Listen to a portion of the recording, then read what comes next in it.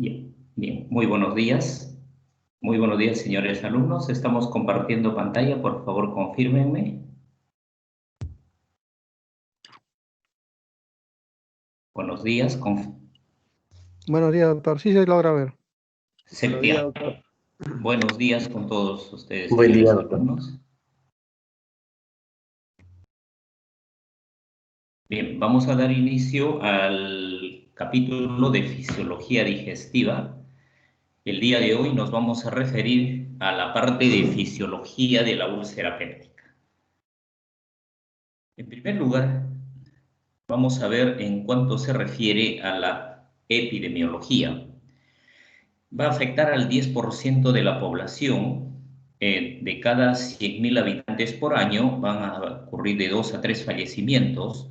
La perforación es del 2 al 3% de las úlceras duodenales. Si existe perforación, existe hemorragia digestiva alta, el 10% de la población va a fallecer. En cuanto a la etiología, el origen de la úlcera péptica es básicamente por la presencia del Helicobacter pylori y los antiinflamatorios no esteroideos y las úlceras de estrés que cubren más o menos el 90 al 95% dependiendo del lugar donde se realicen los estudios. Además de ellos, existe otras causas que son de la más variada, como podemos observar en esta lista muy amplia. Si revisamos algunas, hay otras que es por hipersecreción ácida, por ejemplo, otro por mastocitosis sistémicas, por hiperplasia de las células G antrales, otras son infecciosas del tipo, por ejemplo, viral, citomegalovirus, el herpes simple del tipo 1, otras son por problemas orgánicos, como es la obstrucción duodenal, dentro de ellos vamos a tener el anillo congénito, vamos a tener a la cocaína, consumo de cocaína, la radioactividad, la quimioterapia y como la porfiria cutánea tarda. En cuanto se refiere al concepto de la úlcera péptica, recordemos que la úlcera péptica es una lesión que supera la muscularis mucosae y puede llegar a capas más profundas del estómago. Incluso puede superar, como ya acabamos de ver, la mucosa y produce la perforación. Dentro de los factores agresivos y defensivos se produce el desbalance. Todos estos factores defensivos que ya los conocemos por fisiología caen, o los factores agresivos son generalmente múltiples, superan a los factores defensivos y es en ese momento en que se inicia la formación de la úlcera péptica. Vemos que los factores agresivos, los más importantes, la pepsina, que actúa simultáneamente con el ácido clorhídrico, y si existe Helicobacter pylori ya tendríamos 3 factores. Si esta persona consume algún antiinflamatorio o ácido acetilsalicílico, ya tendríamos 4 factores. Si hay mucho estrés fisiológico, tendríamos ya 5 factores. Si adicionalmente consume tabaco o alcohol, ya se sumaron todos los factores y como podemos ver esto puede darse rápidamente. Por tanto, los factores genéticos, tabaco, estrés, helicobacter, los antiinflamatorios, más la producción de ácido pepsina, van hacia la mucosa dañándolo progresivamente hasta que superan la muscularis mucosae y producto de toda esa agresión quedó establecida la úlcera péptica. Esa es la razón por la cual se le llama úlcera péptica, porque es benigno y los factores agresivos más importantes vienen a ser el ácido y la pepsina. Cuando se inicia la lesión de la mucosa, inmediatamente el organismo detecta esta situación. Comienza a producirse una serie de factores, como de factores del crecimiento, prostaglandinas, y hay una primera línea en la cual se va a producir la restitución. Entonces, en el mecanismo de restitución, lo que se evidencia es de que las células que están en el borde de la lesión. Noten acá cómo esta célula epitelial está muy bien, luego se va aplanando progresivamente, va cambiando metabólicamente toda la fisiología celular. Acá vemos que la célula se ha alargado hasta lo máximo posible y vemos que el extremo de la lesión es muy activa. Esta cantidad de reacciones bioquímicas para ir reconociendo tanto la membrana basal como para seguir discurriendo, como para permitir la adaptación de esta zona de las células epiteliales que están produciendo el mecanismo de restitución. Entonces, en la restitución ocurren todos estos cambios. Y si vemos con mayor detalle, acá también hay una gran cantidad de movimientos de los factores del crecimiento. Y la zona que está más alejada, lógicamente, está en hipoxia y esta hipoxia irá disminuyendo a medida de que va progresando dicha migración. La segunda línea para restituir o para comenzar la cicatrización, la reparación, es el crecimiento celular. Entonces, en el crecimiento celular ya se da ya todo el proceso de mitosis que bien reconocemos.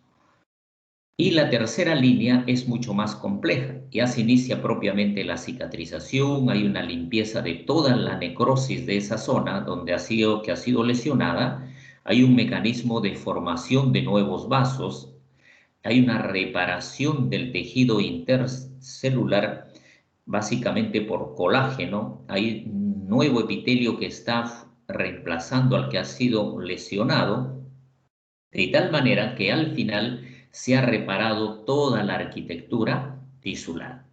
Como vemos, este es un proceso bastante activo y lógicamente todo este proceso de reparación necesita de un gran consumo de principalmente las proteínas y energía. ¿Sí? Esto es importante. Si una persona tiene problemas de desnutrición o malnutrición, cualesquiera de los dos extremos, va a tener una serie de variaciones, sobre todo del tipo retardo en la cicatrización de las heridas. Por ejemplo, el diabético. Es conocido que los diabéticos tienen una serie de trastornos de tipo metabólico, dentro de ellos el metabolismo de proteínas, y se ve que en los pacientes diabéticos el proceso de reparación es mucho más prolongado.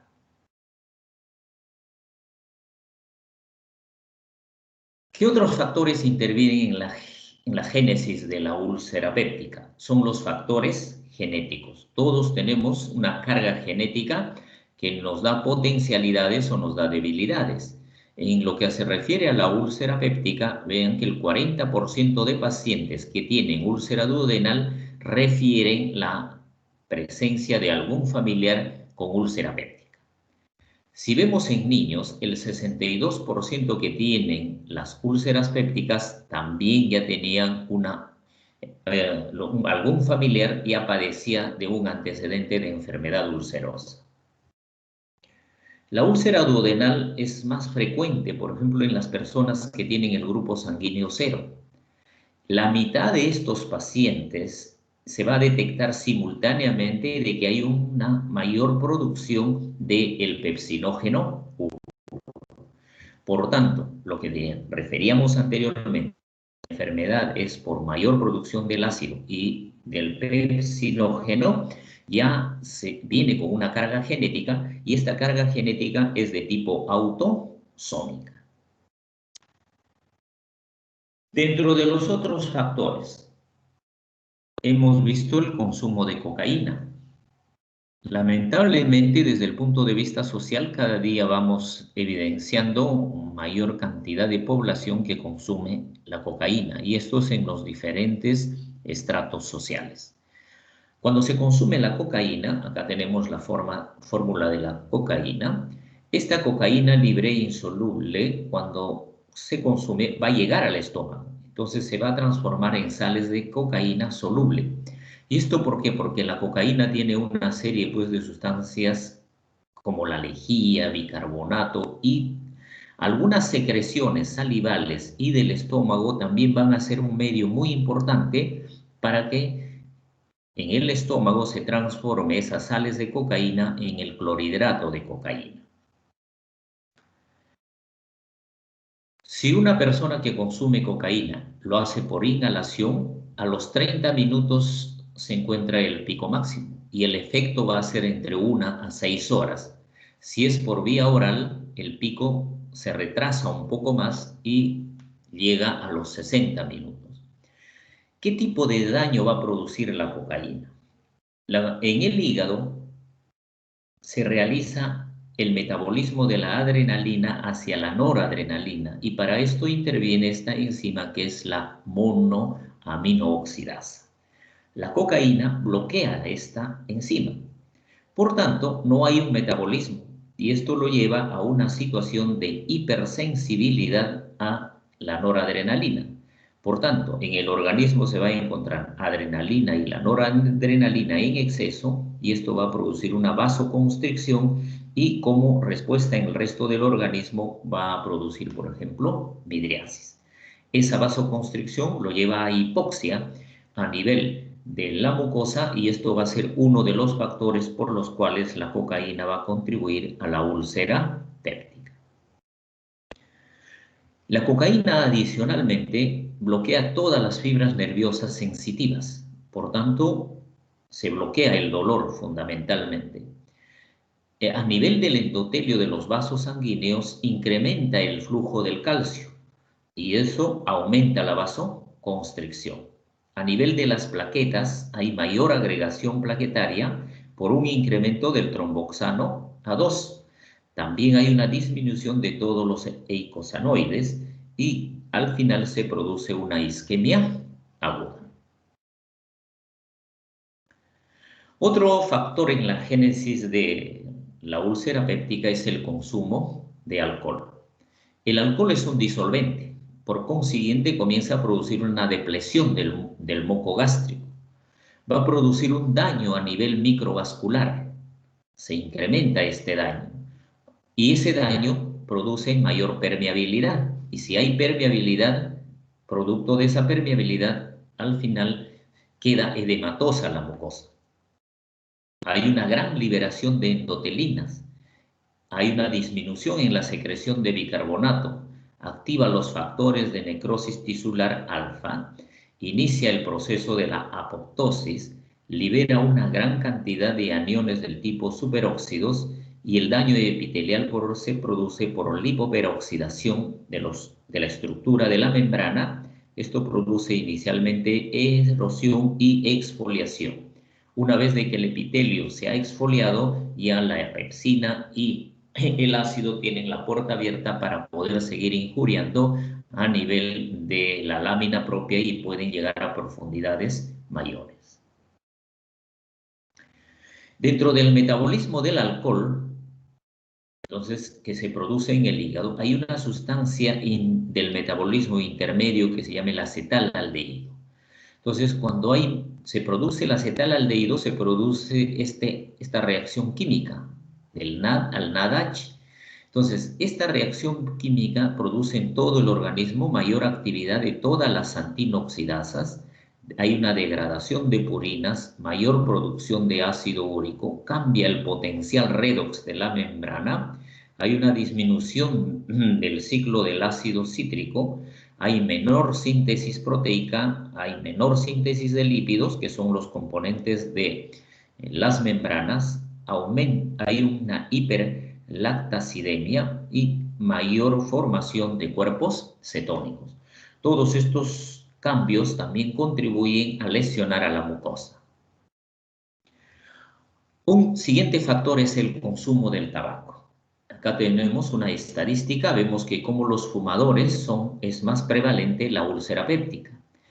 En quienes consumen el tabaco hay una mayor incidencia, hay una cicatrización más lenta, en un año recidivan mayor número de veces, las complicaciones son más frecuentes en esta población, por tanto su expectativa de vida de los pacientes ulcerosos es menor que la población general. El consumo del tabaco en el mundo de igual manera es un problema social. Acá tenemos algunos datos que nos estarán poniendo en evidencia el gran problema que tiene el consumo del tabaco, aparte de la adicción que produce. Noten, 4 millones de personas al año mueren por consumo del tabaco. El COVID le queda corto. Lógicamente que los mecanismos por los cuales produce daño son totalmente diferentes entre estas dos entidades. ¿Bien?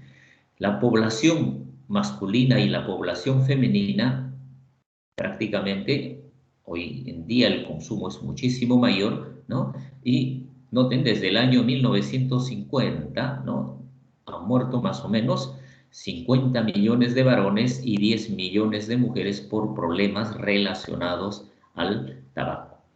Y muchos de ellos, a una edad muy prematura, van a producirse el fallecimiento. El tabaco tiene numerosas sustancias. Acá vemos todos los productos que se han identificado en la fase tóxica. Los que están remarcados son los que van a contribuir al daño para la úlcera péptica, los otros de igual manera. Y vemos cómo hay una gran cantidad de sustancias, ¿no?, del tipo benceno, nitrobenceno, acetonas, isopreno, acetilaldehído, monóxido amoníaco. De igual manera, las partículas van a contener alquitrán, nicotina, van a contener el benceno pireno. Y muchas de estas sustancias están catalogadas como cancerígenas. De ahí el otro daño colateral que tiene el tabaco, aparte de la úlcera péptica, es de que va a ser un cancerígeno. ¿Okay? No olvidemos eso. ¿Por qué? ¿Cómo produce daño el tabaco? Todo el mecanismo de citoprotección lo va a lesionar, lo va a deteriorar. Reduce los niveles del factor de crecimiento epitelial, por tanto, no hay una buena renovación del epitelio. Por ejemplo, recordemos que el estómago en una hora está renovando más o menos 30 millones de células epiteliales. Creo que este dato nos invita a pensar de que cuán alto viene a ser la actividad de reparación a nivel del estómago fisiológicamente. Y si a esto le añadimos el daño del tabaco, es evidente de que va a haber lesión. Estimula la mayor producción de ácido gástrico, menor producción de bicarbonato. Va a alterar el píloro. Recuerden de que el píloro, al contraerse y al cerrarse, contribuye al vaciamiento gástrico, o en su defecto puede favorecer el reflujo biliar. Y la bilis, que normalmente no debe de encontrarse en el estómago, entonces por el consumo del tabaco comienza a identificarse ya en el jugo gástrico de los fumadores la presencia de sales biliares. Y las sales biliares también son lesivos para el epitelio. De igual manera altera todo nuestro sistema inmunitario. Y al final, al alterar la renovación de este tracto, hace más lábil a la mucosa a cualquier otro tipo de daño. Los otros efectos del tabaco en el organismo: hay fragmentación del ADN, por eso es cancerígeno. Noten, toda la función de las enzimas antioxidantes se van a ver deterioradas. Estos 4 grupos de enzimas que son antioxidantes prácticamente son dañadas por el tabaco. Hay mayor permeabilidad hacia los radicales libres, por tanto comienza a producir daño a nivel de la microvasculatura. Va a infiltrar las células plasmáticas y macrófagos en las células endoteliales a nivel de la mucosa gástrica. Acá podemos observar una imagen endoscópica de una úlcera de un paciente fumador. Vemos los bordes de las úlceras, identificamos que esta es una úlcera porque los bordes son bien delimitados, son precisos, están edematosos, hay microsangrado por acá, podemos observar, hay erosiones en los bordes de las úlceras, el fondo de la úlcera y está formando ya, acá se ve el coágulo y está ya en proceso de metabolismo, y hay áreas que se están formando ¿ya? La fibrina. Esta úlcera debe haber sangrado en cantidades muy importantes y es por ello de que el riesgo y las complicaciones y muerte en los pacientes que consumen tabaco es bastante alta.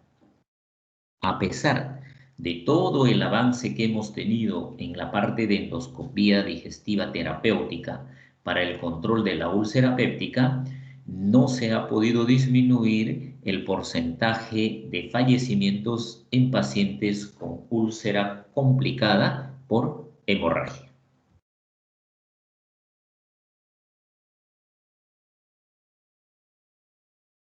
Bien, ¿qué es lo que ocurre en la fisiopatología de la úlcera péptica? Entonces, por el daño que se produce en la barrera de la mucosa, hay mayor retrodifusión de iones hidrogeniones. Se ha evidenciado también un retardo en el vaciamiento gástrico y los pacientes que ya son portadores del Helicobacter pylori van a ser más proclives a hacer la úlcera. Hay mayor reflujo duodenogástrico, hay alteraciones en la motilidad del píloro.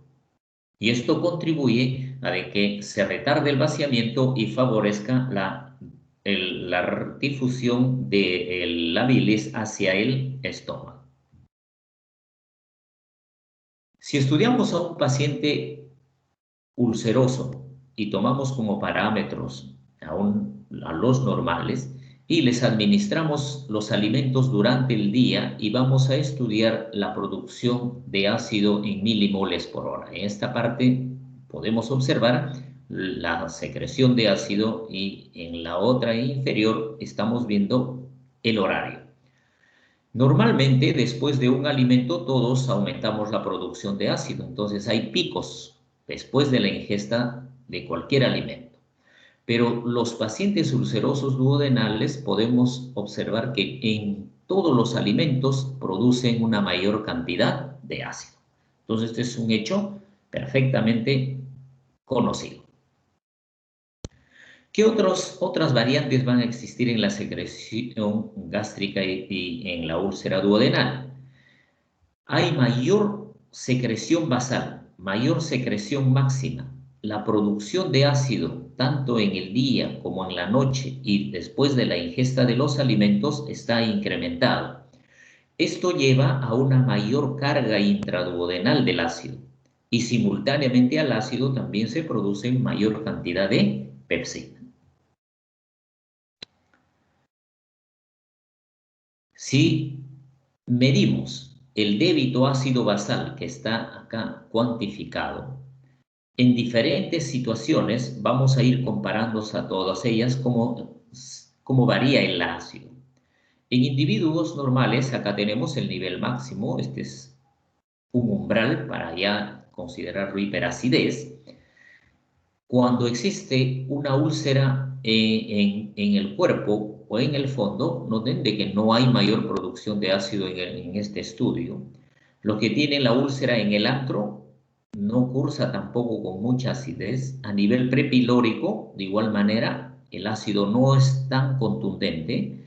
En el canal pilórico, vamos a ver que tampoco hay mayor producción de ácido. Si lo comparamos las diferentes localizaciones de la úlcera del estómago contra el duodeno, acá sí podemos evidenciar perfectamente que todas las úlceras duodenales siempre son hiperácidas, ¿no? Hay una hiperacidez.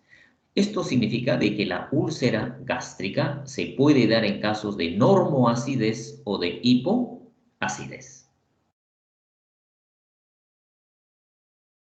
Estudiando a un paciente ulceroso contra los normales, se le administra una comida ficticia y luego se le va a administrar pentagastrina.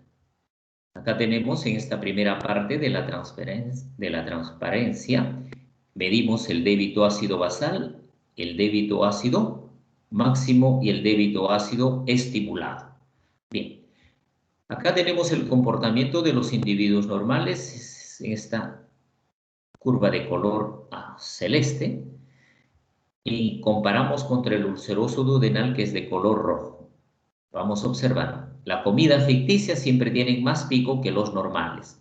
Se administra la pentagastrina a la dosis que se indica acá, a 6 microgramos, y vemos cómo los pacientes ulcerosos duodenales también producen mayor cantidad de ácido. Entonces, todo el débito ácido basal, el débito ácido estimulado y el débito ácido máximo siempre es mayor en los pacientes ulcerosos duodenales.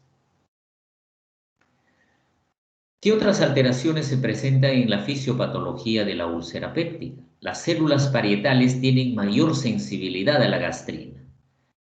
Hay mayor liberación de gastrina postprandial y esto ocurre fundamentalmente en quienes son portadores de Helicobacter pylori. Todos los mecanismos de inhibición de la secreción ácida fisiológicamente están alterados. Sí, por favor, el micro. La inhibición de la secreción de ácido tras la distensión y tras la acidificación no se produce. Está muy alterado.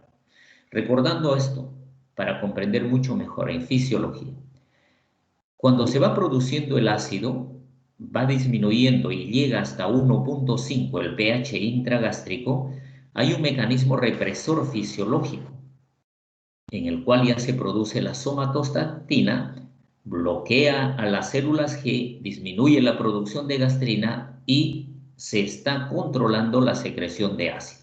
Ese mecanismo ya no funciona en los pacientes ulcerosos. Por ello es de que ese trastorno en la inhibición de la secreción no funciona los frenos y se produce constantemente el ácido. Lo mismo ocurre a nivel del intestino. El intestino, tras la acidificación, inmediatamente retarda el vaciamiento gástrico, pero en este caso no funciona este mecanismo de represión. Las sustancias hiperosmolares que llegan a nivel del duodeno también van a retrasar el vaciamiento gástrico y eso no ocurre y sigue llegando más carga de ácido al duodeno. Cuando ingerimos la grasa, esta grasa que llega al intestino va a retardar el vaciamiento gástrico, pues tampoco funciona este mecanismo y está alterado en los pacientes ulcerosos. Si medimos la gastrina postprandial, acá tenemos la comparación entre los individuos normales contra los ulcerosos duodenales que están representados en color rojo. A los pocos minutos, desde los 15 minutos hasta los 75 que dura este experimento, podemos observar que los pacientes ulcerosos duodenales rápidamente elevan la producción de ácido y se mantiene bastante alta en relación a los pacientes control. Entonces producen también más gastrina. La sensibilidad de las células parietales a la estimulación por pentagastrina. Acá podemos observar los mielequivalentes de ácido que se produce y en esta otra parte podemos evidenciar la cantidad de la pentagastrina que se está dando progresivamente. Acá se inicia con 2.7, se llega progresivamente hasta los 6.000. Y en todo el experimento, noten la curva de los individuos normales y los pacientes que son ulcerosos duodenales, al presentar mayor sensibilidad, comienzan a producir a la misma dosis una mayor cantidad de ácido. Entonces, muy sensible su célula parietal a la estimulación por pentagastrina. La producción de bicarbonato es un mecanismo de defensa. Si en estadio basal comparamos a los normales, en este caso está acá de color celeste, contra los pacientes ulcerosos duodenales, vemos que en situaciones basales ya los ulcerosos duodenales producen menor cantidad de bicarbonato. Si se estimula la producción de bicarbonato por el ácido, la respuesta que tenemos los individuos normales, noten que es bastante elevada, pero los pacientes con úlcera duodenal tienen menor capacidad de respuesta para producir el ácido para producir bicarbonato frente al estímulo del ácido. La úlcera duodenal se localiza más en el antro. perdón, en el bulbo duodenal. Entonces, el bulbo duodenal y la segunda porción vamos a comparar.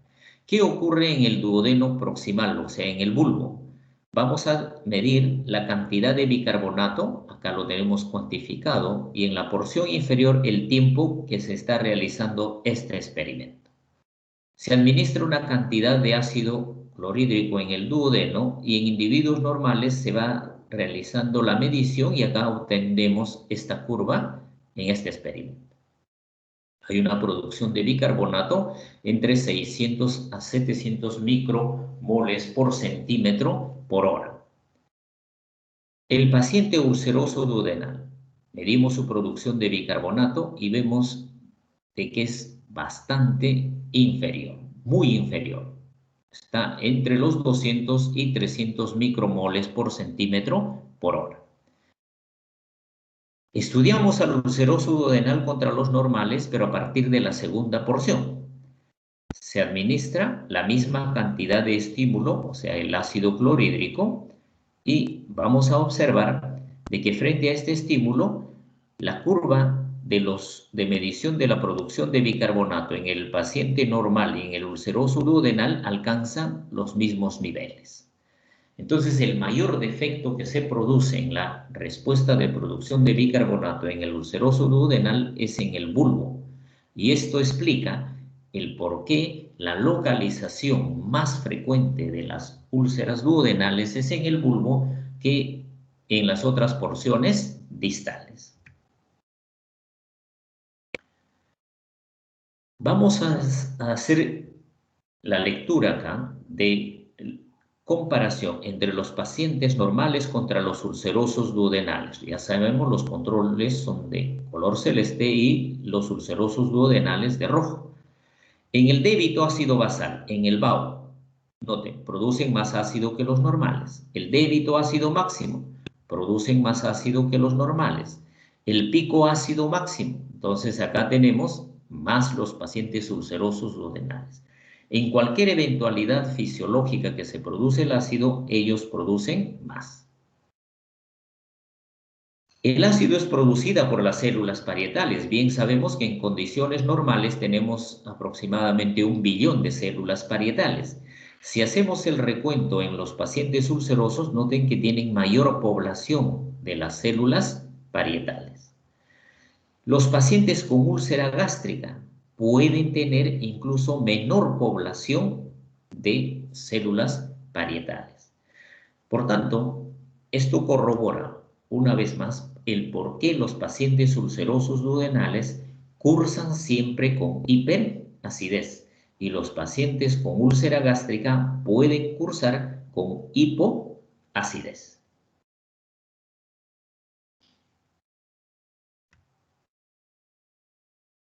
La cicatrización en relación al ácido. El medio ácido es importante para favorecer la cicatrización. ¿Qué es lo que estamos estudiando acá? Estamos viendo la actividad proteolítica del ácido. Acá tenemos la actividad proteolítica del ácido y acá tenemos el pH.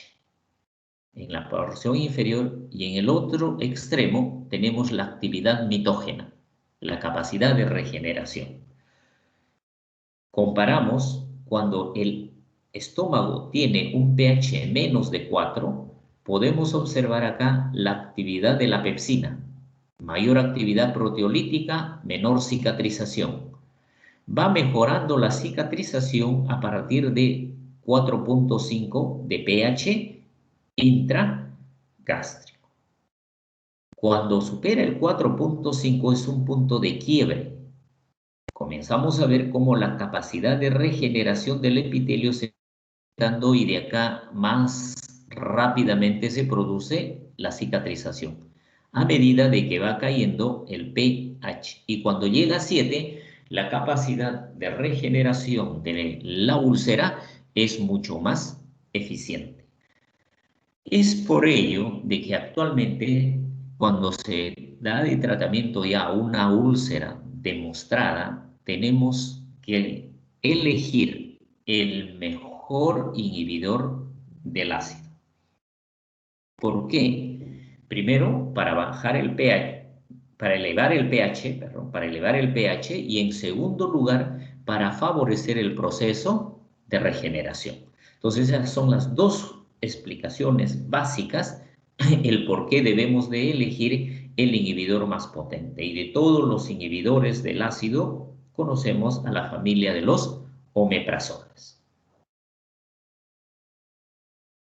¿Qué otros factores pueden condicionar la úlcera péptica? Los factores hormonales. Entonces, hay una serie de patologías que van a producir básicamente gastrina.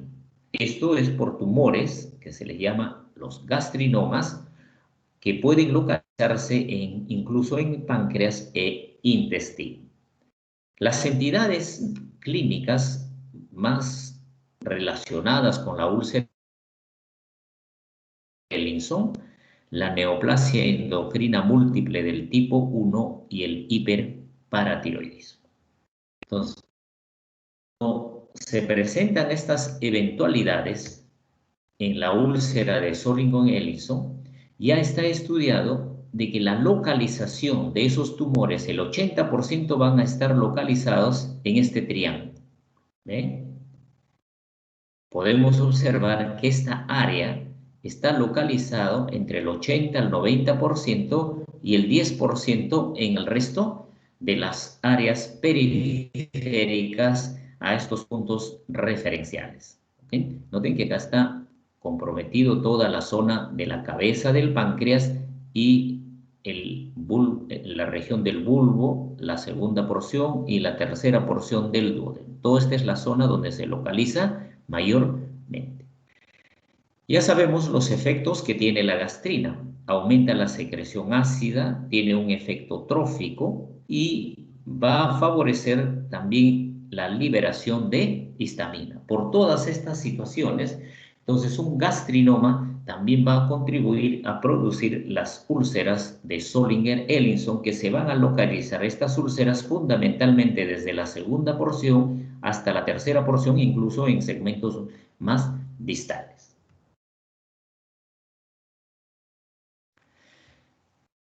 Acá vemos las úlceras en el Solingen-Ellison, noten que son úlceras múltiples, ahí se produce sangrado importante.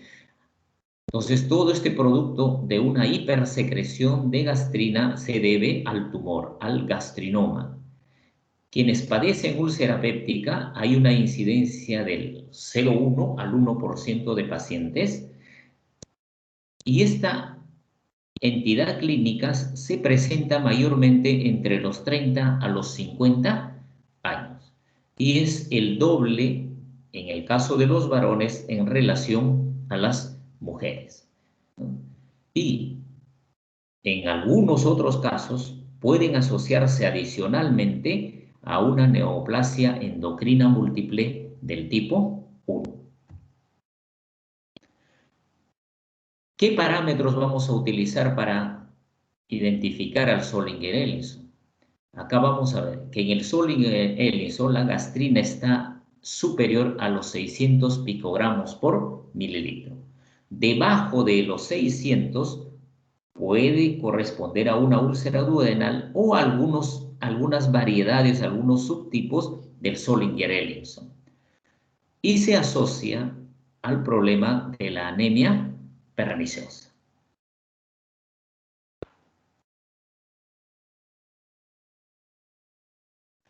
En el Solingen-Ellison, como es un proceso neoplásico, podemos utilizar marcadores tumorales. Entonces, la sinaptofisina es uno de ellos, el otro es la enolasa neuroespecífica y el siguiente es la cromogranina. Entonces, esto nos ayuda para identificar a un Solingen-Ellison. Otro grupo de las úlceras de estrés. Las úlceras de estrés no es a un estrés fisiológico, desde ya les recuerdo. La úlcera de estrés convencionalmente se presenta en pacientes que están en una situación médica crítica.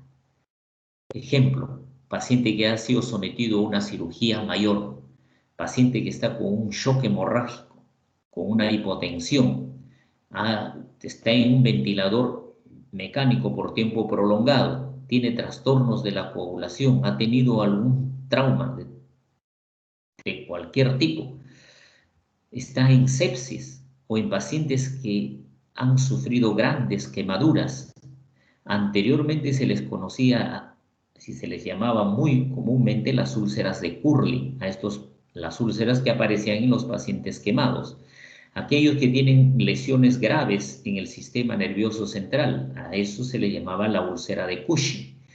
Y otras enfermedades graves también pueden asociarse con úlceras por estrés en pacientes, por ejemplo, cirróticos, en insuficiencias renales, en problemas respiratorios severos. Estos son los pacientes que tienen alto riesgo. ¿Por qué estos pacientes en la úlcera de estrés se condicionan la úlcera? Porque básicamente al final hay un trastorno del flujo sanguíneo. Cuando se produce el shock hay una disminución, hay un trastorno de la perfusión celular, hay un trastorno en la velocidad metabólica, en el consumo de oxígeno, en la presión arterial y la temperatura. Entonces hay un cambio, una respuesta sistémica. En la fase aguda, en la cual es catabólica, se producen otros elementos. Por ejemplo, se producen mayor cantidad de glucocorticoides, se produce mayor cantidad de glucagón, de catecolaminas, se liberan una serie de citoquinas, mediadores lipídicos, hay mayor producción de proteínas, mayor producción de sustancias nitrogenadas, aumenta el metabolismo general, el consumo de oxígeno se incrementa y los nutrientes se emplean en mayor cantidad. Y luego viene ya una fase adaptativa en la cual la respuesta hormonal va disminuyendo, hay una ya menor actividad metabólica, comienza el proceso de recuperación de las catecolaminas, ya se restaura ya, por ejemplo, el potencial de las proteínas corporales y esto va produciendo, pues, si hay heridas, una curación de las heridas por mayor aporte de estos elementos. Por tanto, en los pacientes que tienen lesiones agudas de la mucosa gástrica, el 20% de los casos van a sangrar. Masivamente sangra el 5%. A estas úlceras de estrés, antiguamente se les llamaba gastritis difusa hemorrágica o una gastritis erosiva, pero hoy en día ya convencionalmente se les llama las úlceras de estrés. Como está relacionado mucho al flujo gástrico, recordemos rápidamente cómo se regula el flujo sanguíneo gástrico. Se regula por actividad del sistema nervioso central a nivel hipotalámico. Interviene el hipotálamo anterior, el hipotálamo posterior, el sistema nervioso autónomo, tanto el simpático como el simpático van regulando el flujo sanguíneo. Acá vemos qué es lo que produce cada una de estas estimulaciones. Esta sustancia, la adenosina, bien conocemos que es un vasodilatador muy importante. También ya sabemos que en el estrés se produce una serie de hormonas, por ejemplo, la gastrina, la vasopresina, la somatostatina, secretina, colecistoquinina. Cada uno de ellos que se producen en diferentes cantidades dependiendo del mecanismo, en un quemado, en un séptico, etc., ellos irán aumentando la vasoconstricción o vasodilatación, pero al final predomina la vasoconstricción. Otros elementos que regulan la microcirculación, las prostaglandinas, los tromboxanos, los neuropéptidos y las endotelinas. Todas estas sustancias van buscando el equilibrio del flujo sanguíneo gástrico, pero a las finales predominan los que ocasionan la vasoconstricción y es por ello que se producen estas úlceras de estrés.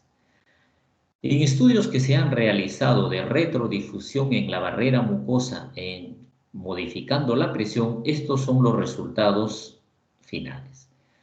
Cuando la presión está normalmente, lógico que hay un flujo sanguíneo normal, hay una buena oxigenación, hay un buen pH y no hay lesión de la mucosa.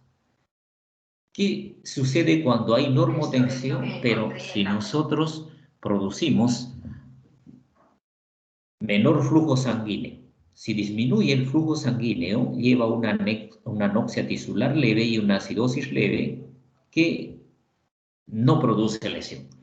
Pero si se lleva al shock por un sangrado abundante, el flujo sanguíneo gástrico está muy disminuido, esto produce una anoxia, una acidosis severa, y esta situación sí produce una lesión grave de la mucosa.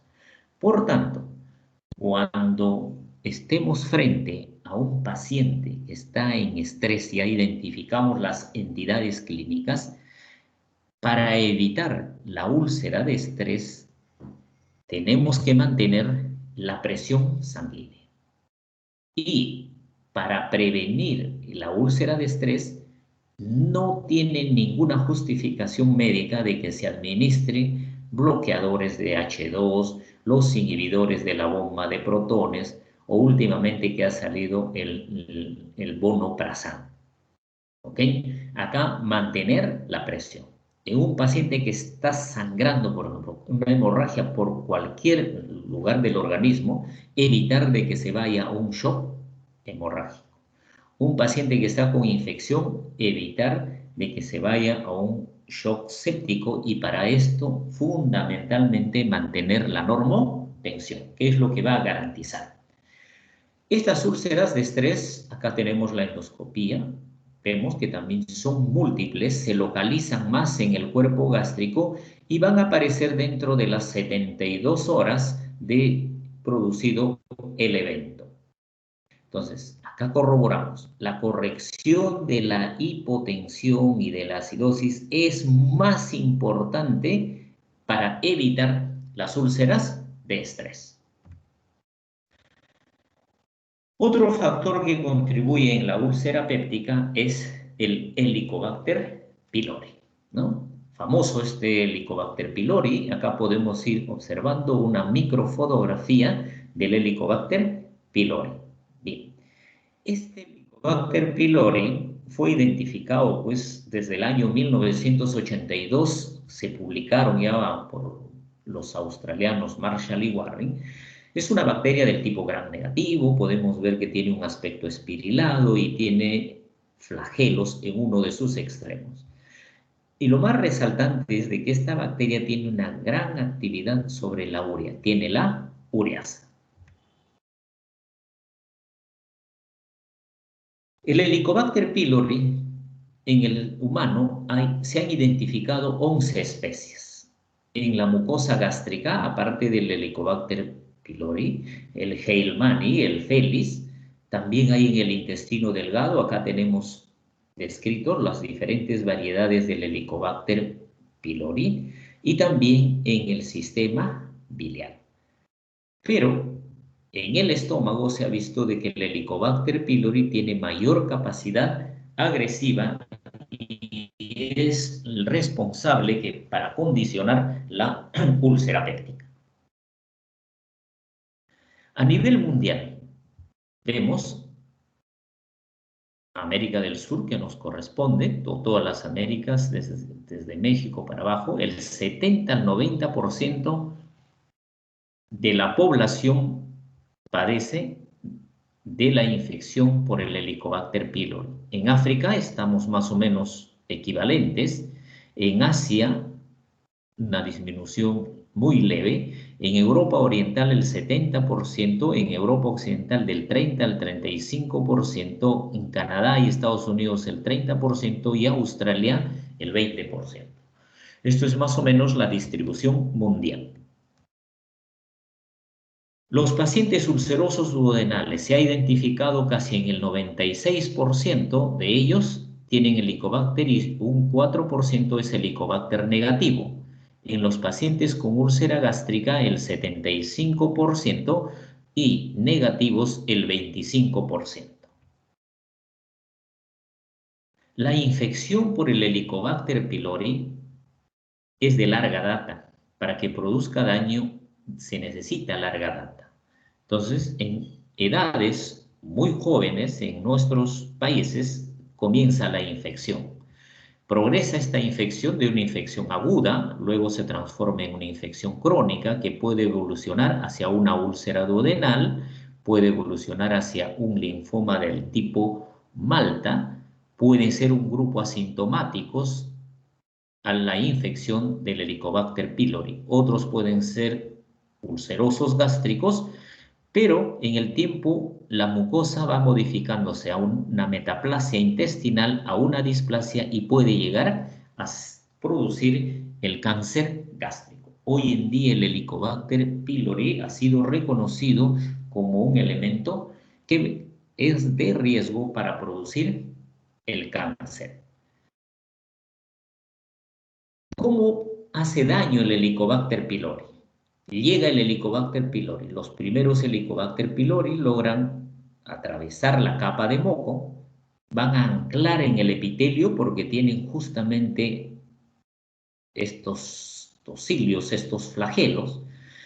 Una vez de que se ha adherido a la superficie del epitelio, inmediatamente forma un microambiente. Este microambiente, ¿no?, tiene gran cantidad de ácido y el ácido le puede hacer daño a la bacteria.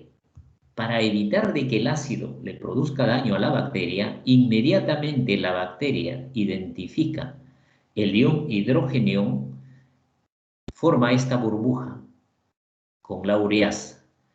Y ya bien sabemos de que el amoníaco va a neutralizar la acidez gástrica. Entonces, de esta forma se protege esta bacteria. Luego en esa burbuja se multiplica y al multiplicarse podemos observar ya de que comienza el daño del moco, destruye totalmente el moco, del lugar donde ya no hay moco, la pepsina y el hidrogenión comienzan a dañar el epitelio por una respuesta inflamatoria hasta que llega a destruir todo el epitelio y se produjo la úlcera. Cuando llega al organismo el Helicobacter pylori, hay una respuesta a nivel del epitelio. Acá vemos todas las respuestas que se producen. De igual manera, en la lámina propia. Y también hay una respuesta de tipo vascular. Esta gráfica nos evidencia la gran intensidad de la respuesta inflamatoria ante la llegada del Helicobacter pylori. Simplificando. Cuando llega el Helicobacter pylori tiene un efecto directo sobre las células G. Las células G aumentan la producción de gastrina, esto va a la circulación sanguínea y mayor ácido. Bloquea la acción de la somatostatina. Adicionalmente, la presencia del Helicobacter, hemos visto, produce una respuesta inflamatoria, se produce en la interleuquina 8, fundamentalmente por los polimorfonucleares. Los mastocitos también responden a esta respuesta inflamatoria, mayor cantidad de interleuquina 8, factor de necrosis tisular alfa. Estos estimulan a la célula G para producir más gastrina. Los linfocitos T1 aumentan la producción del factor de necrosis tisular alfa. Se produce una gran cantidad de interferones que aumentan la actividad de la célula G y mayor producción de gastrina. Todos confluyen a producir más gastrina, la respuesta inflamatoria. A nivel de el antro, ¿qué ocurre? A las células D la van a inhibir. Entonces hay menor cantidad de somatostatina. Hace de que caiga la somatostatina y este linfocito de tipo T con el interferón de tipo gamma también va a bloquear la producción de somatostatina. Por otro lado, si esta persona tiene una coinfección por cualquier helminto, respuesta inflamatoria a este helminto, se producen las interleuquinas 4, estas van a tener un efecto estimulatorio sobre las células D. ¿Qué otro tipo de respuesta se va a producir en las células enterocromafines y en las células parietales? Entonces, cuando ocurre esta infección, hay actividad de los macrófagos y de los linfocitos T1. Entonces, estos linfocitos T1 van a producir el factor de necrosis tisular y esto va a tener un efecto inhibitorio sobre las células parietales. Las células enterocromafines que producen la histamina por actividad de los macrófagos se ven inhibidos, ¿no? Entonces, esta es la respuesta que se produce también por la llegada del Helicobacter pylori. Y esto tiende a disminuir la producción de ácido. Y esto es común en la infección aguda y el otro es en la infección crónica. Esta bacteria ya hemos mencionado de que produce fundamentalmente ureasa. Neutraliza el ácido gástrico y este permite una respuesta inflamatoria. Pero adicionalmente produce todos estos elementos, proteínas de shock del calor, hay proteína de inhibición del ácido, la actividad de sus flagelos, las adhesinas, mucinas, fosfolipasas, superóxido dismutasa, catalasa, las toxinas vacuolizantes del tipo BAC-A y CAG-A, que son bastante tóxicas, producen mucha toxicidad a nivel de la mucosa. Entonces, simultáneamente, también todos estos productos van dañando al epitelio y lógicamente logran producir lesión.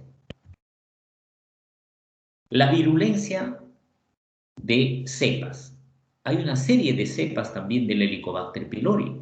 De ahí que habrán escuchado ustedes muchos de que esa persona tiene el Helicobacter pylori, no tiene ninguna molestia, nunca ha hecho úlcera, le hicieron varias veces endoscopía, le han encontrado, no ha recibido tratamiento y el individuo no tiene ningún efecto por acción del helicobacter. Puede ser que tenga una virulencia el helicobacter muy baja, por eso es que no le produce daño. Entonces, el estudio adicional que se tiene que hacer frente al helicobacter también es ver qué tipo de virulencia está relacionada al Helicobacter pylori. Entonces, esta virulencia se debe por estas sustancias que van produciendo una serie de daño a nivel de la mucosa gástrica. Cuando alguien padece infección por Helicobacter pylori, puede ir a una úlcera duodenal, a una úlcera gástrica, puede ir a una atrofia gástrica, puede formar pólipos hiperplásticos, puede producir una respuesta de tipo dispepsia, puede llevar a un linfoma o puede llevar al cáncer gástrico. Note que el cáncer gástrico es bastante bajo. Pero también hay otros problemas extradigestivos, ¿no? Va a llevar a una serie de enfermedades hematológicas, como por ejemplo deficiencia de la vitamina B12, puede llevar al fierro y condicionar a una trombocitopenia del tipo inmune. Entonces el efecto del Helicobacter pylori no solamente es a nivel gastroduodenal, sino también a nivel extradigestivo. ¿Cómo se comporta el Helicobacter pylori en una infección aguda y en una infección crónica? En una infección aguda, ya hemos dicho, hay un incremento de la somatostatina, hay una disminución de la gastrina, ¿no?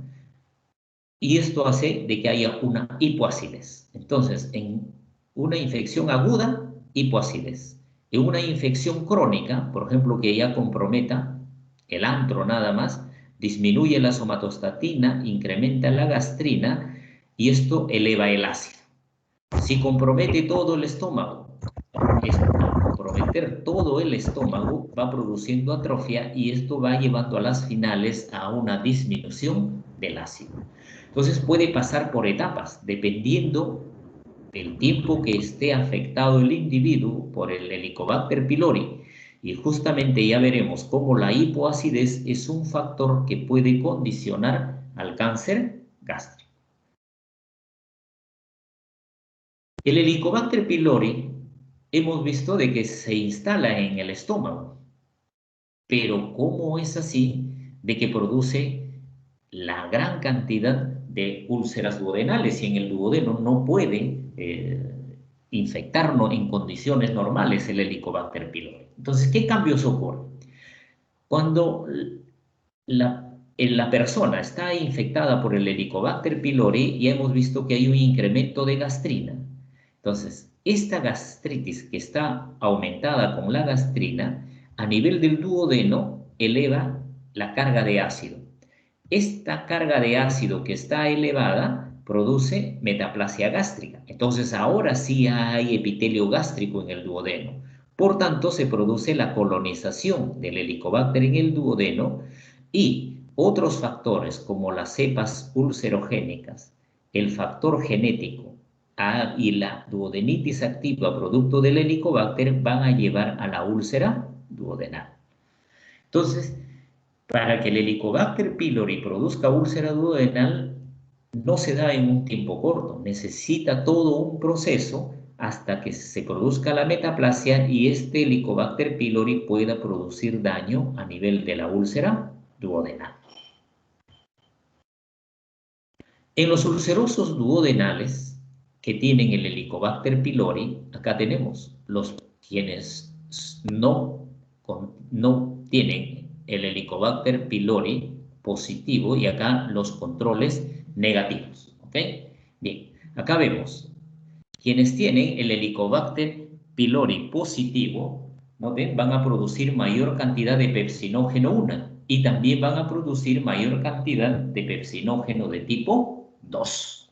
Entonces, el Helicobacter pylori contribuye a la mayor producción también de pepsinógeno, por consiguiente, esto va a ser uno de los factores que va a contribuir al efecto de la formación de la úlcera péptica.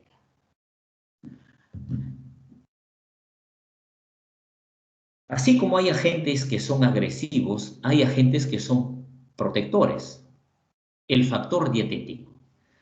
Se han hecho muchos estudios en relación a una dieta que tenga una gran cantidad de polifenoles. ¿Okay?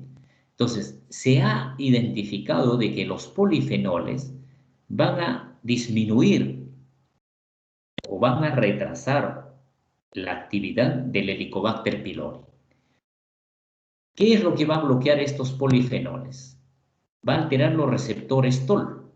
Por consiguiente, esto va a evitar la inflamación, toda la respuesta inflamatoria, todo el estrés oxidativo, la apoptosis y el daño de la úlcera, del epitelio gastroduodenal. Entonces, un buen efecto inicial. Otro, la actividad enzimática del Helicobacter pylori lo va a bloquear. Por tanto, todas estas enzimas del Helicobacter pylori van a disminuir su colonización y su virulencia.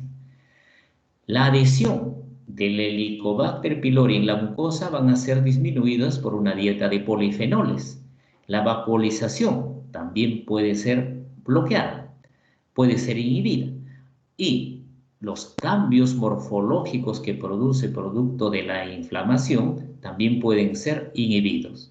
Y por último, el crecimiento bacteriano, la multiplicación del Helicobacter también puede ser inhibido. Entonces, una dieta con polifenoles tiene un efecto protector contra el Helicobacter pylori. En la úlcera péptica, aparte de todo ese del daño, también se ha visto de que hay trastornos en la producción de los fosfolípidos. Sobre todo de los fosfolípidos totales en sus dos formas, la fosfatidilcolina y la fosfatidiletolamina. Son los dos tipos de fosfolípidos en la mucosa. Acá tenemos los niveles en el Helicobacter pylori, negativo. Y acá tenemos en los pacientes que son infectados. Y podemos ver cómo el total de los fosfolípidos, cuando no hay Helicobacter pylori, disminuye considerablemente por la presencia del Helicobacter pylori. En los ulcerosos relacionados al Helicobacter pylori, hay una serie de otras respuestas. Acá se está haciendo el experimento de administrar por vía endovenosa el polipéptido liberador de la gastrina. Acá tenemos en voluntarios que son Helicobacter pylori negativo, se cuantifica la gastrina, acá tenemos la gastrina y produce el ácido. En los Helicobacter pylori positivos se administra la misma cantidad del polipéptido liberador de gastrina, aumenta la producción de gastrina sérica por 3 y como respuesta también aumenta por 3 la producción de ácido. Pero los pacientes que son Helicobacter pylori positivos y adicionalmente tienen la úlcera duodenal, se le administra la misma cantidad de polipéptido liberador de la gastrina y la producción de gastrina sérica sigue siendo elevada en 3 veces, pero la respuesta de producción de ácido en los ulcerosos duodenales Helicobacter pylori positivos se incrementó por 6. Entonces, este es otro trastorno muy importante en los ulcerosos duodenales que son portadores del Helicobacter pylori de una mayor producción de ácido en respuesta al polipéptido liberador de la gastrina. Los pacientes que tienen Helicobacter pylori tienen la producción de ácido. Acá tenemos de ácido muy elevada. Acá tenemos la cuantificación. El primer grupo son los Helicobacter pylori negativos. Acá vemos su producción de ácido está alrededor de 10 milimol hora. Aquellos que son portadores del Helicobacter pylori positivo, pero que no hacen la enfermedad ulcerosa péptica, tiende a elevarse ligeramente la producción de ácido.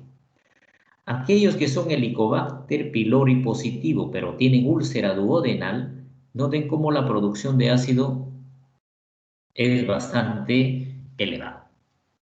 A estos pacientes Helicobacter pylori positivos, ulcerosos duodenales, se da el tratamiento con cualquier esquema efectivo contra el Helicobacter pylori y se hace el control al año de su ácido. Y noten cómo ha regresado a la normoacidez. ¿Esto qué nos indica? De que todo paciente que es portador del Helicobacter pylori debe de ser tratado para evitar de que haga la úlcera duodenal y pueda tener complicaciones. Y si es ulceroso, con mayor razón. ¿Sí? De ahí de que el Helicobacter pylori hoy en día se haya constituido en un factor muy importante para ser manejado correctamente. El Helicobacter pylori, aparte de la biopsia, lo podemos identificar también por otros tipos de test. Acá tenemos la serología, el test de aliento y el mejor mecanismo para poder identificar al Helicobacter pylori es la biopsia. ¿Okay? Hay el test de la ureasa durante la endoscopía, que también tiene sus características, tiene sus bondades. Si uno quiere inmediatamente saber y no esperar el resultado de la anatomía patológica, podemos recurrir a este test rápido de la ureasa. Y actualmente ya el cultivo se está haciendo mucho más creciente su uso. ¿Por qué? Porque el tratamiento del Helicobacter pylori, en nuestros medios sobre todo, hay mucha recidiva, otros se reinfectan con el Helicobacter pylori y comienzan a hacer resistencia a los antibióticos. Entonces, esta resistencia a los antibióticos nos está generando un gran problema para erradicar el Helicobacter pylori, quienes en diferentes etapas de su evolución van presentando nuevos procesos de reinfección. Este es el test de la ureasa. Se le da de ingerir la sustancia que contiene la urea con carbono 13 o con carbono 14, ¿no? Como se sabe de que la bacteria tiene la ureasa, va a metabolizar esa urea, va a producir el CO2 en una cantidad que ya se conoce y está cuantificada y se va a eliminar en el aliento. Acá tenemos en el tiempo de 2 horas, vean que los negativos al test de la ureasa y acá tenemos quienes son positivos al test de la ureasa. Es un método no invasivo muy importante para identificar al Helicobacter pylori. ¿Por qué pone en riesgo el Helicobacter pylori para tener cáncer? Y estos estudios habían sido hechos por Correa, pero no se conocía en ese tiempo todavía al Helicobacter pylori. Hoy día se sabe que las cepas del CAG-A y el BAC-A son carcinogénicas. son bastante activas para llevar a una evolución del epitelio normal cuando lo infectan el estómago, producen una gastritis superficial, llevan a una gastritis atrófica, a una metaplasia intestinal, a una displasia y luego a cáncer. Pero ojo, no es solo el Helicobacter pylori que va a contribuir toda esta evolución hacia el cáncer, sino que hay otros factores, como por ejemplo el consumo excesivo de sal, el tabaco, la disminución en el consumo de la vitamina C, la disminución del consumo de las frutas. Ya en las frutas, por ejemplo, están los polifenoles, ¿ok? Es una de las fuentes más importantes de los polifenoles. Adicionalmente, el Helicobacter pylori va a producir todas estas sustancias o se va a ver favorecido para que pueda producir el riesgo de llegar al cáncer. ¿Todo paciente que tiene Helicobacter pylori en el tiempo va a ser cáncer? No. Acá vemos de que el incremento, el riesgo para gástrico es aproximadamente 6 veces más que quienes son portadores del Helicobacter pylori. El 3% aproximadamente va a ir al Helicobacter pylori. Para esto necesita un promedio de una evolución de 30 años que pueda ir de gastritis crónica superficial, gastritis atrófica, metaplasia intestinal y displasia. ¿Okay? Entonces esto requiere tiempo. Ojo, que tenemos que tener en consideración para estos 30 años cuándo se infectó esta persona. Y hay muchas personas, como hemos visto en una transparencia anterior, se infectan en edades muy tempranas. Entonces, a los 45 o 50 años, han pasado ya los 30 años y si no han tenido una adecuada atención, estos tienen el riesgo alto de 6 veces más de hacer el cáncer gástrico. Hasta acá hemos venido hablando de que la hiperacidez que produce la elevada pepsina simultáneamente que va a producir daño. Pero el ácido es necesario desde el punto de vista fisiológico. El otro extremo, la hipoacidez, también va a traernos problemas. Nos va a llevar a anemia. ¿Por qué? Porque recuerden, va a haber mala absorción del fierro, mala absorción del calcio, mala absorción de la vitamina B12. Cuando no hay ácido, no va a regular la microbiota a nivel del intestino. Entonces, esa microbiota que tenemos todos va a favorecer una serie de contaminación, sobrecrecimiento bacteriano, y eso va a llevar también a un síndrome de mal absorción y va a predisponer al cáncer gástrico. Mucho cuidado con aquellos pacientes que eran ulcerosos duodenales y comienzan a tener problema de vitamina B12. Pueden estar ya realizando una hipocloridria y esa hipocloridria lo puede llevar a un cáncer gástrico. Y no solo confiarse de que ya se erradicó el Helicobacter pylori. ¿Bien? ¿Por qué recurren las úlceras pépticas? Pacientes dicen, pero doctor, mire, no puedo erradicar el Helicobacter, ya son 3, 4 veces que me están dando el tratamiento. Cuando persiste este Helicobacter pylori, ojo con el cumplimiento del tratamiento. La gran mayoría de pacientes, por la cantidad a veces de antibióticos que se les da, entonces no cumplen el tratamiento correctamente. Vigilar el tratamiento. La bacteria es resistente a antibióticos. Estamos eligiendo el antibiótico que no va a producir erradicación del Helicobacter pylori. En algunos casos hay un falso negativo en la verificación de la erradicación. Bien. Otro hecho muy común, el consumo continuo de antiinflamatorios. Hay un tratamiento contra la agregación plaquetaria, que también puede favorecer la recurrencia de las úlceras pépticas. Y hay un grupo que aún todavía, a pesar de todos los adelantos, que no tienen Helicobacter pylori, que no consumen antiinflamatorios no esteroideos, van a seguir recurriendo. A ellos se les denomina la úlcera idiopática. Entonces, no está dicho todo en cuanto al Helicobacter pylori. El otro factor que contribuye a la úlcera péptica son los antiinflamatorios no esteroides. ¿Okay? Todos ya conocemos su actividad COX, que altera la producción de las prostaglandinas, por consiguiente produce daño de la mucosa. Pequeño recuerdo hacia el efecto citoprotector que tiene las prostaglandinas. Recuerden que este efecto citoprotector es independiente de la producción del ácido.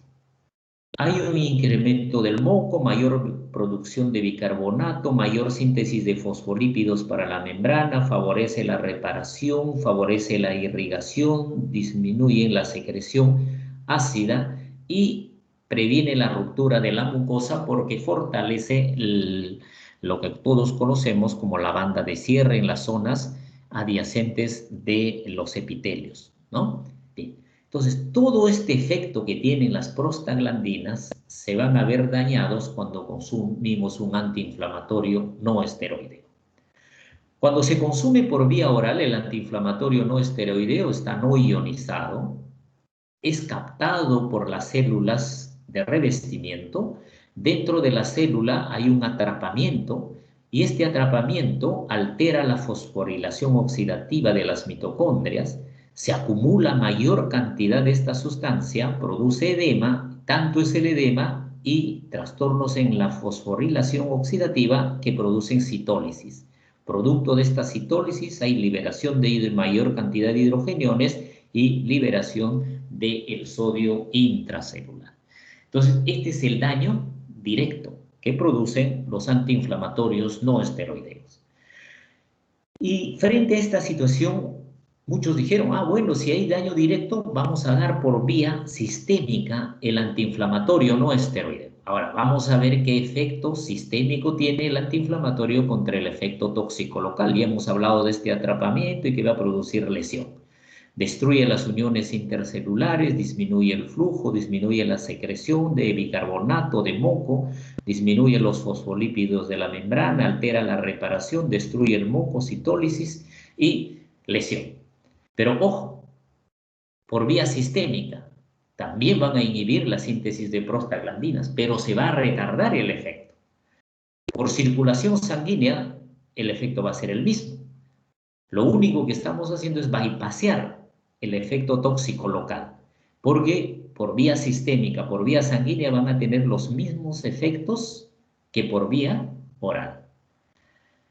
Es por ello de que cuando inicialmente en el esfuerzo de disminuir el efecto dañino de los antiinflamatorios no esteroideos, inicialmente la farmacología diseñó un medicamento con protector de AINES, para que no produzca la lesión a nivel del estómago. Entonces, eran los antiinflamatorios con protectores. Pero también igual llegaban al duodeno, se absorbían y hacían el efecto. Por tanto, se abandonó esta metodología en el tratamiento. Otra generación de fármacos dijeron, bueno, ya si los protectores del estómago no funcionan acá, vamos a dar vasodilatadores asociados a los antiinflamatorios no esteroides. Entonces se asociaron a los AINES una serie de sustancias que produzcan vasodilatación. Y lamentablemente también no nos ayudó mucho para prevenir el daño de los antiinflamatorios no esteroideos. ¿Sí? Por tanto, debemos de conocer bien a los antiinflamatorios no esteroideos para dar un tratamiento racional. En cuanto al efecto tóxico sistémico, sorpresa, a veces pacientes venían sangrando y decían, pero doctor, yo no tomo aspirina, no tomo antiinflamatorios, no tomo ningún medicamento, sino de que el otro día tuve un problema, una caída y me puse unas cremitas y esas cremitas nomás estaba usando. Bien sabemos, la piel tiene gran capacidad de absorción.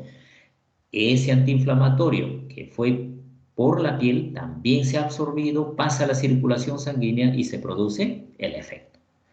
Bien, entonces, conociendo ya estos mecanismos gastrolesivos de los antiinflamatorios no esteroideos, ¿qué otras efectos producen? Disminuye la síntesis de prostaglandinas, aumenta los factores de necrosis tumoral, aumentan los leucotrienes. Producto de esta alteración se activan todos los neutrófilos para tener mayor adhesión. Hay mayor activación de estos neutrófilos, liberan tanto oxidantes como proteasas para producir lesión tisular. Esta activación de los neutrófilos disminuye el flujo sanguíneo, disminuye la secreción de moco y bicarbonato, que potenciado por la disminución de las prostaglandinas van a producir lesión tisular. Conocemos bien los antiinflamatorios COX-1 y COX-2. Hay daño epitelial, hay retrodifusión de iones, hay alteraciones en la agregación plaquetaria y se produce daño de la mucosa y sangrado. Noten de que cada uno tiene su propio brazo para producir lesión. Los COX-2 reducen la angiogénesis, hay un trastorno en la cicatrización, aumentan la actividad de los leucocitos, hay mayor activación de estos y estos producen daño. Los COX-1, ya hemos visto alteraciones en la agregación plaquetaria, en la reducción de moco, bicarbonato, esto daña a la mucosa, lesiona a la mucosa, lo deteriora, reducción del flujo sanguíneo, de igual manera daño de la mucosa y lesión. Por tanto, la capacidad de llegar al sangrado por COX-1 y COX-2 existe. Lógicamente, los COX-1 son los que tienen mayor riesgo y los COX-2 tienen menor riesgo.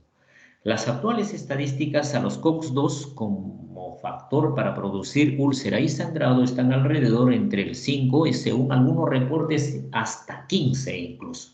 ¿Ok? Pero ambos tienen capacidad de producir daño en nuestro organismo. De ahí de que la gran desilusión en la medicina, cuando aparecieron estos COX-2, en los reportes iniciales se encontraban porcentajes muy bajos, pero a medida de que se van usando estos medicamentos y a uno los va identificando en su verdadera dimensión, cuál va a ser el riesgo de su consumo. ¿Sí? Pero no solamente son los COX-1, COX-2, por ejemplo, el ketorolaco. El ketorolaco cuando se va dando de dosis progresiva, acá tenemos, se va dando dosis progresiva, acá vemos el daño que puede producir, el riesgo de daño que puede producir y acá vemos cómo va a inhibirse la actividad del COX, prostaglandina E2. Entonces, este esquema nos puede indicar cómo la actividad de COX-1 y COX-2 va disminuyendo y al disminuir la actividad del COX-1 y COX-2, lógicamente, también tienen riesgo de producir las úlceras. Entonces, el ketorolaco tampoco es muy seguro en el manejo del dolor sin producir riesgo de la úlcera péptica. Existe y siempre están en alertas.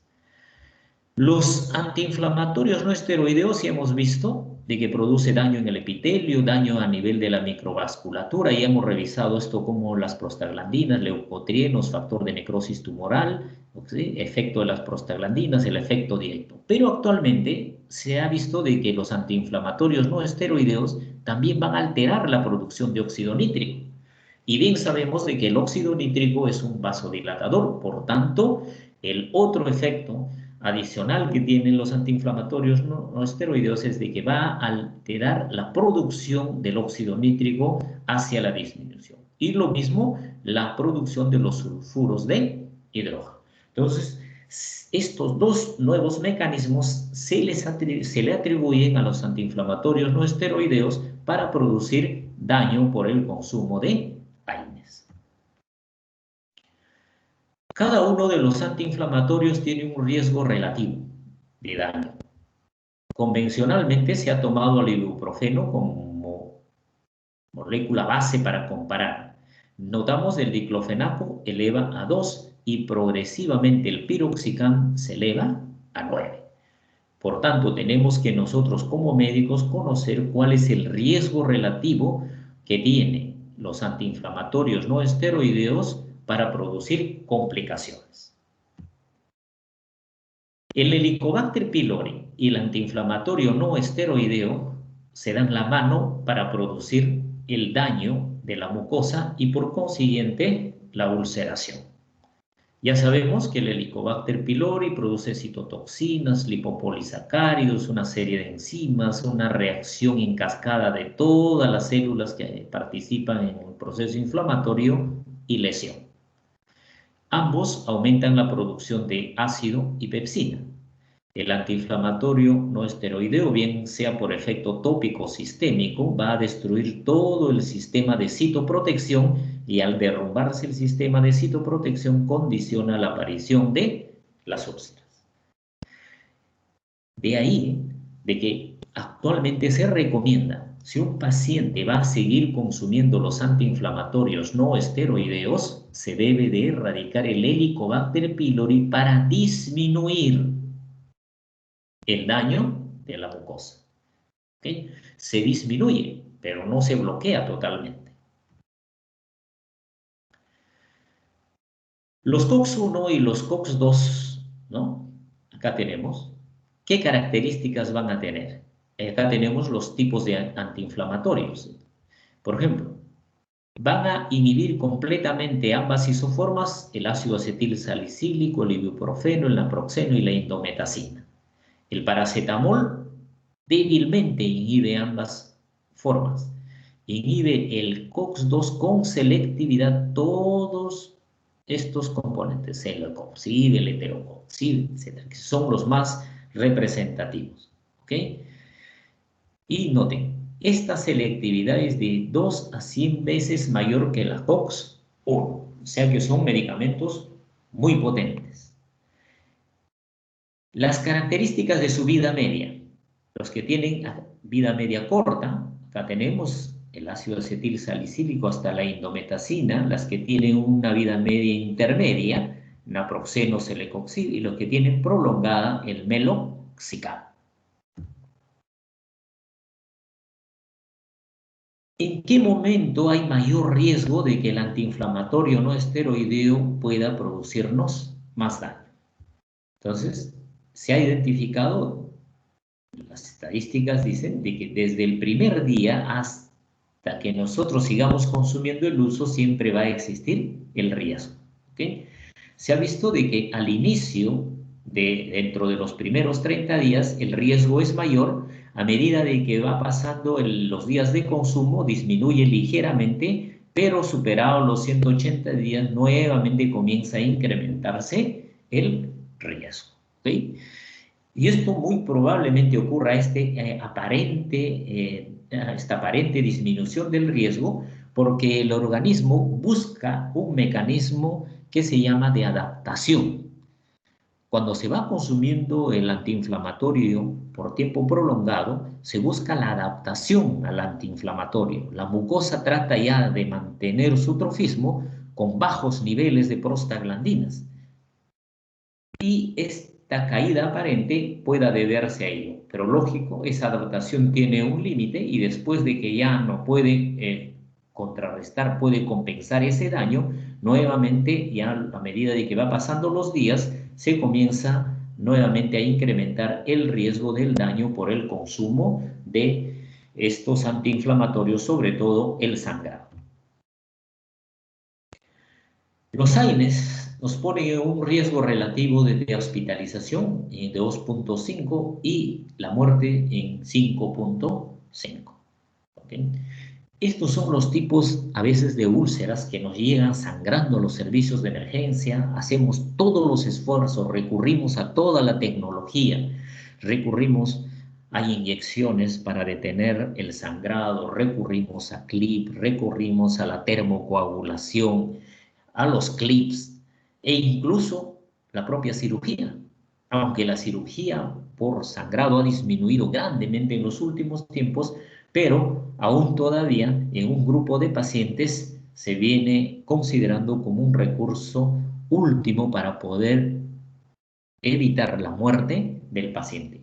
Pero el 5.5% de pacientes que nos llegan, lamentablemente no podemos controlarlo y fallece. El otro dato importante es de que el riesgo para el sangrado es dependiente de dosis. Noten, con la misma aspirina se hizo el estudio de 75 miligramos hasta 300, como va incrementando el riesgo. ¿Okay? Y estos estudios, esta disminución de la aspirina se hacía pues por indicación cardiológica, entonces los cardiólogos que utilizaban antes dosis muy altas, ¿no? Teníamos más complicaciones, entonces la farmacología comenzó a decir, bueno, vamos bajando la dosis hasta encontrar la dosis mínima efectiva para los efectos de prevención de la trombosis, ¿no? Bien, entonces de ahí de que se fueron diseñando y fueron apareciendo en el mercado la aspirina con diferentes presentaciones, pero su riesgo es constante. Y noten que no hay mayor diferencia entre 75 miligramos hasta 300 miligramos. El impacto de la mortalidad. 15.3 muertes por 100.000 consumidores. Los accidentes de tránsito son casi idénticos. ¿Sí? Por armas de fuego, también está por ahí. Es similar a los que mueren por VIH. Entonces, estos son datos muy importantes que tenemos que tener en consideración, ¿no? Y compararlos con estas situaciones en cuanto se refiere a mortalidad. ¿Por qué se consume mayor cantidad de antiinflamatorios? Porque ahora tenemos mayor expectativa de vida. Y a mayor expectativa de vida comienzan pues una serie de enfermedades degenerativas propios de la evolución natural. Y para aliviar el dolor se consumen muchos antiinflamatorios como analgésicos, ¿ok? Y nos olvidamos que el antiinflamatorio preferentemente, como su nombre lo dice, es un antiinflamatorio. Por tanto, debemos de hacer una correcta elección para el manejo del dolor en personas seniles. Evaluar muy bien el consumo de los antiinflamatorios. Por ello es de que se consume mayor cantidad de estos antiinflamatorios. Noten, en Estados Unidos en el 2004, las registradas se vendieron esta cantidad, 111 millones, lo cual produjo esta ganancia de 4.8 billones de dólares. Si lo actualizamos, estas cifras más o menos deben de haberse elevado por todos entre 5 a 10. Entonces, a diario se consume a nivel mundial una gran cantidad de estos antiinflamatorios no esteroideos. Si vemos por edades, quienes consumen mayor cantidad, cuando ya se llega a los 75 años de edad, el 70% toma antiinflamatorios no esteroideos una vez por semana y la mitad diario. Hay automedicación, que es el otro factor que contribuye a las complicaciones. El 10% va a tener que suspenderse por daños gastrointestinales. ¿Ok? Se identificó una úlcera, ya no lo toleran, etcétera, etcétera, y el 10% va a suspender. Bien. Por tanto, conociendo los factores de riesgo de los antiinflamatorios no esteroideos y teniendo en cuenta la evidencia y cuál va a ser la recomendación. Tener presente de que si hay una historia previa de una úlcera, hay una historia de hemorragia digestiva alta, la edad mayor de 65, tener en cuidado con no dar dosis altas de los antiinflamatorios, no dar dosis concomitantes de antiinflamatorios no esteroideos. ¿Ok? Entonces, estos antiinflamatorios no esteroideos, ¿por qué? Porque a veces lo da el internista, lo da el traumatólogo y ya tenemos dos antiinflamatorios. Los corticoides simultáneamente o los anticoagulantes y la presencia de una enfermedad concomitante grave. Por tanto, ¿cuál es la estrategia? Como norma general, el antiinflamatorio menos gastrolesivo. ¿Ok? Prevenir el grupo de riesgo. Entonces, hay que determinar bien estos factores de riesgo. En estos factores de riesgo, se puede recomendar el misoprostol como preferencial cuando es por antiinflamatorio no esteroideo porque es el más específico. Pero actualmente ya los estudios han demostrado de que cuando hay un antiinflamatorio no esteroideo, los inhibidores de bomba también ayudan. Acá vemos ya para ir terminando cómo se produce la perforación del intestino, en este caso de un divertículo desencadenada por un antiinflamatorio no esteroideo. Y no olvidar, el antiinflamatorio no esteroideo tiene un efecto sistémico, no solamente en el estómago, ni tampoco solamente a nivel de el hígado. Bien, con esto hemos terminado la primera parte del tema de la fisiopatología de la úlcera péptica y la gastritis. Bien, señores, entonces les agradezco vuestra atención. Les recuerdo de que al final del día viernes vamos a tener también la clase de 8 a 10, de 8 a 9 vamos a revisar lo que es la fisiopatología de la gastritis y en la siguiente hora realizaremos las preguntas. Así que por consiguiente el día de hoy damos por terminado, a no ser de que haya alguna observación, alguna contingencia. Los escucho.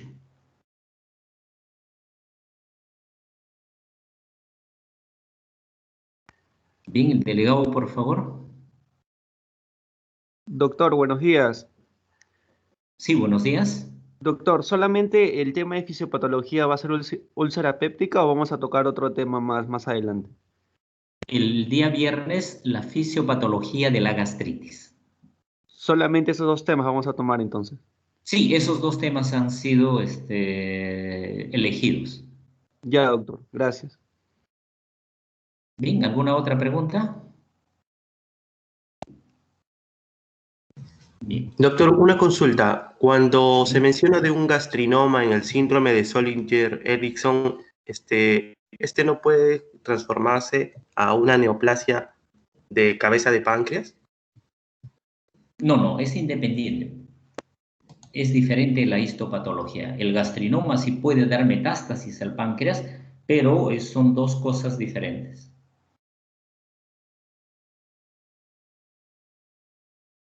Bien. Entonces, por favor, les pido de que vayan elaborando vuestras preguntas para el día viernes.